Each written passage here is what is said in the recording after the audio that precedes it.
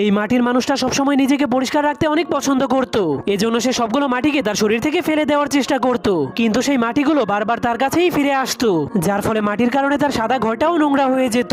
এজন্য সে তার ঘরটাকে পরিষ্কার করার জন্য সেই মাটিগুলো মোছার চেষ্টা করলে তার ঘরটা আরো বেশি নোংরা হয়ে যায়। তখন তার মাটির হাতগুলোকে দেখার পর মাটির লোকটা ভাবতে শুরু করে, যদি আমার কাছে এক বালতি পানি এবং হাতের গ্লাভস থাকতো তাহলে আমি আমার ঘরটাকে অনেক সুন্দর করে পরিষ্কার করতে পারতাম। কিন্তু তখনই লোকটা দেখতে পায় তার ঘরের মধ্যে একটা বক্স চলে এসেছে। এরপর সে ওই বক্সের ভেতর থেকে হাতের গ্লাভস এবং এক বালতি পানি নিয়ে তার ঘরটাকে পরিষ্কার করতে শুরু করে দেয়। কিন্তু তার ফ্লোরে আবারও ময়লা লেগে যাবে এই ভয়ে সে ধীরে ধীরে পিছাতে শুরু করে দেয়। এর কয়েক মিনিট পর তার পুরো ঘরটাই পরিষ্কার হয়ে যায়, কিন্তু সে হাঁটতে গেলেই তার ঘরটা আবারও ময়লা হয়ে যাবে। এজন্য সে ভাবতে শুরু করে, যদি তার কাপড়ের জুতা থাকতো তাহলে তার ঘরটা আর নোংরা হতো না। যা ভাবার পরেই সেখানে আবারও একটা জুতার বক্স চলে আসে।